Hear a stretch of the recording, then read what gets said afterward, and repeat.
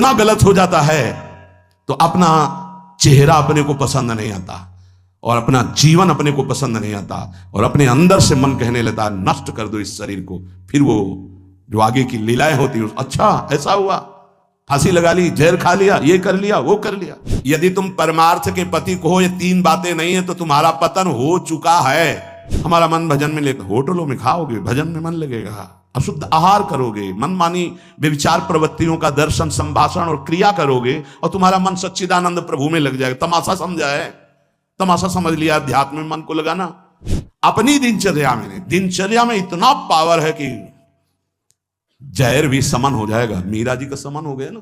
अगर नियम है 1:45 बजे उठने का, स्नान का, तो 1:45 बजे ही उठना चाहिए, 2 नहीं बजना चाहिए।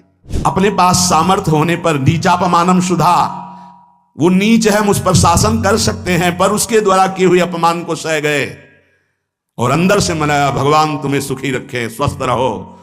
जिसका इंद्रिय मनोनिग्रह युक्त समय व्यतीत होता है भगवत चिंतन में, वो महापुरुष है। अभी वर्तमान में ही है, चिंता मत करो, स्थिति जागृत होने में देर नहीं। सच्ची सच्ची तुमने बहुत सामर्थ्य, जागो। अगर झुक गए तो रौंद दिए जाओगे। ये 8 बातें भगवत भक्त अपने जीवन में जांच ले कि है कि नहीं है, अगर ना हो तो धारण कर ले। पहला है संत महापुरुष आपके जीवन में है कि नहीं, ये जांच करनी है। देखा है हमने, अगर किसी संत को आदर्श मानकर आप नहीं चल रहे हो तो दिमाग को खसकते हुए देखा, खसक गया है दिमाग। वो मनमानी आचरण केवल सिद्ध बनने के लिए कर रहे हैं। उनके आचरण ऐसे कि भोले भाले लोग ये समझे कि तो सिद्ध है।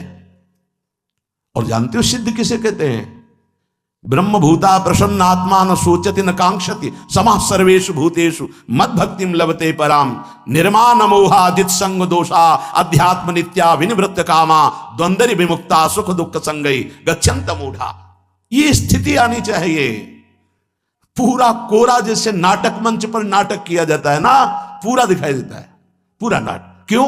क्योंकि कोई डांटने वाला नहीं है, कोई आदर्श नहीं है महापुरुष जीवन में। जो मन में आवे सो बोलो, जो मन आवे सो नाटक करो, तो 100 200 500 लोग भोले भाले जिनको ककाहरा नहीं आता परमार्थ का, वो कह देते मेरे भगवान, मेरे सिद्ध योगी, मेरे महापुरुष, मिटिया मेट कर देते हैं। बात तो तब समझ में आवे जब रसिक जन पास करे, गुरुजन पास कर दे।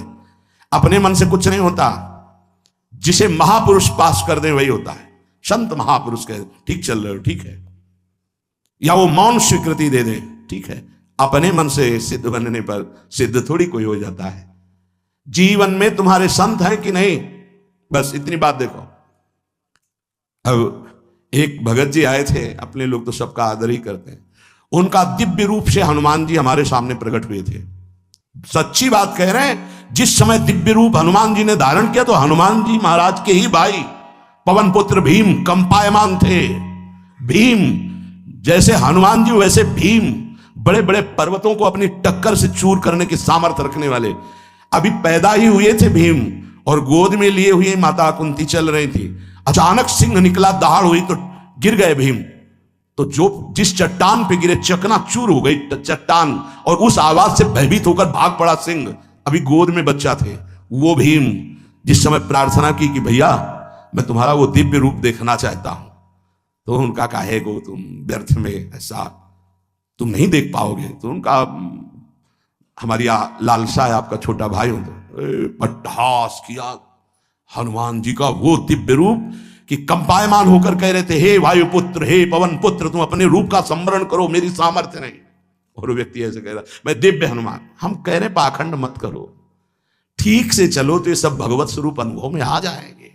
ठीक से चलो, बड़ा विचित्र स्वरूप है। जब तक जीवन में कोई संत नहीं तो हम ये देख रहे हैं कि वो जीवन या तो पाखंड में सकेल जाएगा और या तो व्यर्थ के चिंतन में फंसा हुआ अपने को मान लेगा कि मैं सिद्ध हूं। आपका शब्द, आपकी दृष्टि, आपकी चेष्टा, तस्मा शास्त्रम प्रमाणम थे, तब सिद्ध माना जाता है। बहुत सिद्धों के दर्शन हुए, गंगा किनारे सिद्धों का हमने कभी नहीं देखा ऐसा प्रमादी। सिद्ध प्रमादी नहीं होता। 95 वर्ष की आयु पूज्य स्वामी श्री ओंकारानंद सरस्वती जी महाराज 4 बजे एक अपने निज जन से कहते, वो स्वेटर पहना दीजिए। बोले स्वामी जी अभी तो धूप है। नहीं, अंदर अभी जाएंगे, चिंतन में विक्षेप होगा, हमारे पास समय नहीं, डाल दो शरीर में। अब इसका एक साधारण शब्द हुआ, इसका प्रभाव इतना पड़ा कि इतनी अवस्था में इतने चिंतन परायण की स्वेटर पहनना है ये स्मृति बाधा ना पहुंचा पावे, डाल दो शरीर में। कितना सूक्ष्म। बड़े बड़े महापुरुषों को देखा है, अपने ब्रज के प्रेमी जनों को और ब्रह्मबोध संपन्न दोनों महापुरुषों को, किंचन मात्र कहीं भी कोई भी शास्त्र विपरीत शब्द नहीं, एक सेकंड की चेष्टा नहीं पाई शास्त्र विरुद्ध। और यहां शास्त्र में है ही नहीं, हो वैसे सिद्ध हो रहे। क्यों? क्योंकि जीवन में किसी आदर्श महापुरुष का अंकुश नहीं। अगर किसी संत का भय तुम्हारे जीवन में नहीं है तो ये माया रौन देगी, पक्का समझ लीजिए। कोई महापुरुष तुम्हारे ऊपर अंकुश लगाने वाला हो। तो इसीलिए जो देहाभिमानी जी होते हैं भाग पड़ते हैं, क्योंकि उनकी सिद्धावस्था में वो बाधा पहुंचाएंगे। गुरुजन असली सिद्ध बनो, नाटक नहीं, तो भाग पड़ते हैं। और जो गुरुजनों की शरण में रहता है वो परिपक्व भगवत प्राप्त महात्मा बन जाता है। इसलिए पूज्य बाबा कह रहे, पहला, किसी महापुरुष का अनुशासन है कि नहीं। प्रगट में अनुशासन जरूरी है, प्रगट में अनुशासन जरूरी है। नारदानंद सरस्वती जी महाराज नैमिषारण्य के पीछे आए थे, कुछ परिक्रम उन्होंने बताया, अब वो पधार गए जो वहां के अधिकारी बनाए गए, विवेकानंद जी। नए वस्त्र धारण करके आगे, सदवई में मना है, यदि ऊपर का नया वस्त्र हो तो नीचे का पुराना और मलिन होना चाहिए। अगर नीचे का तो फिर ऊपर का पुराना मलिन, मैच नया, क्रीच एकदम, ये सब साधुता के कुछ नियम होते हैं, साधुता की एक मर्यादा होती है। तो वो दोनों नए पहन करके आ गए, भूल हो गई उनसे, देखा शिष्य। और नैष्ठिक ब्रह्मचर्य में सफेद कपड़े पहनाए जाते, तो और वो खिले हुए ऐसे बांधे, ऐसे सब, उनकी दृष्टि गई। लाख लाख जहां बैठकर सत्संग सुनते हैं, स्वामी श्री नारदानंद सरस्वती जी बड़े ही महापुरुष थे, अपार भीड़। और सत्संग के बाद 1 घंटा सबको एकांत चिंतन करो, क्या वहां ब्रह्म ज्ञान का सत्संग होता था। प्रातःकालीन बेला पे जैसे अपने यहां सत्संग होता है, वहां थोड़ा विलंब होता था, 5:30 बजे, जो निज जनों का, वो योग वासिष्ठ से कैसे तुम्हें बताएं, जो उस सभा में बस यही लगता है कितनी जल्दी देह रात छूटे और अपने स्वरूप में महापुरुषों का वचन का प्रकाश होता है। एक सत्संग होता था सामूहिक सब लोगों का, एक होता था पर्सनल, जो दिव्य साधक हैं केवल वही बैठ सकते हैं, अन्य नहीं। ऐसे पूज्य जुड़िया बाबा के यहाँ भी एक होता था पर्सनल ज्ञान का और एक होता था सामूहिक प्रवचन। तो उस समय सामूहिक सत्संग चल रहा था, काफी सब समाज लाखों की थी, देखा दूर से। एक शिष्य से कहा गौशाला में जाओ, गोबर को गीला कर दो। उनसे कहा विवेकानंद गोबर की छवियां भर करके यहां खड़े हो सत्संग के पास, वहां नन नच हो नहीं सकता, और गीला गोबर, तो जो 2 घंटा सत्संग हुआ पूरा टप टप ऐसे कपड़ों में, पूरी हालत बिगड़ गई। क्या था ये? संत शासन। अब दोबारा वो गलती नहीं होगी, समझाने की जरूरत नहीं, समझ गए कि हमसे गलती क्या हुई।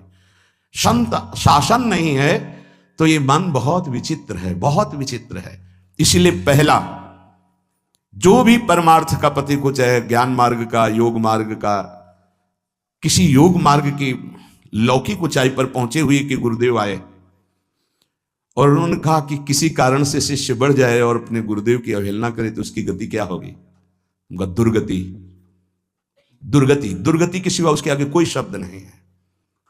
गुरु को पीड़ा है और शिष्य परम पद में पहुंच जाएगा? नहीं नहीं, ऐसा नहीं हो सकता। अनुशासन अत्यंत आवश्यक है। किसी भी वैभव या लोक व्यवहार या लोक मान्यता बढ़ जाने पर अपने गुरु का अपमान, गुरु की अवहेलना, तो उसकी दुर्गति पक्की। देखो, ये मन है, ये इंद्रियां हैं, ये अहम है, ये केवल गुरुदेव से ही वश में आता है, दूसरी जगह नहीं आता। क्यों?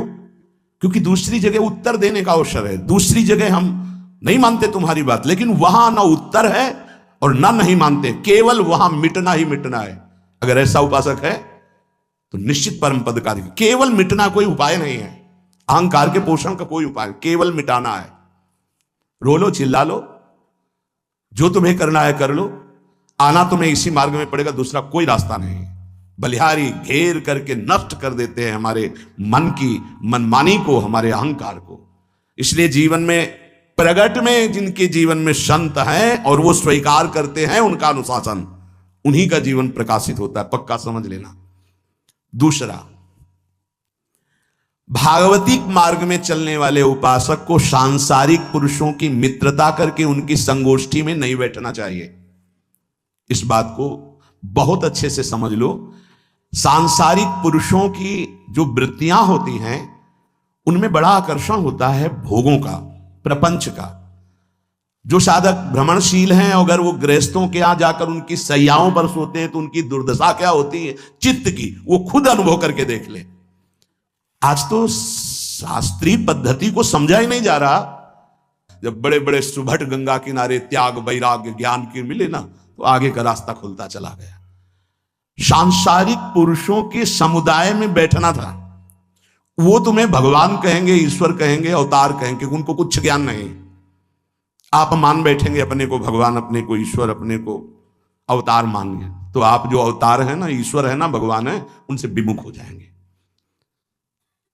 यहां जो भी अवतरित हुए हैं भगवत पार्षद, वो सदैव दैन्य ही रहे हैं। आप देख लीजिए, उच्च कोटि के महापुरुष चाहे जितनी ऊंचाई पर चढ़े हों, सदैव भगवान की ही स्थापना की है।